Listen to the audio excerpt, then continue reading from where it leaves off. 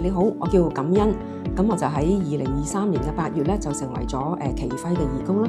咁我之前都有接觸咗呢度中心嘅唔同嘅服務嘅，咁有試過喺Wellness 做一啲 program 啦，亦都有喺Test Clinics 度幫過手嘅。咁之後咧我就加入咗耆康社裏邊咧，去同佢唔同嘅長者一齊喺一個禮拜5嘅下晝，我哋就會有一啲聚集嘅時候咧，我哋一齊會做運動，我哋會食嘢，我哋都會同佢哋搞呢個 program 嘅。咁而其中我都有一個嘅時段咧，係同我哋一齊嚟到去畫畫，去經歷下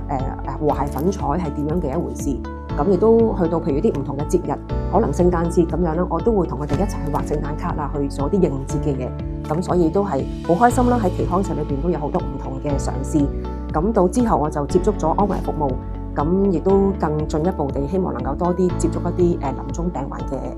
長者。咁所以都係有培訓嘅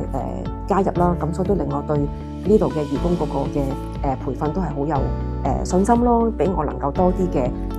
即係放心地可以去幫到好多唔同嘅人士，去同佢哋一齊行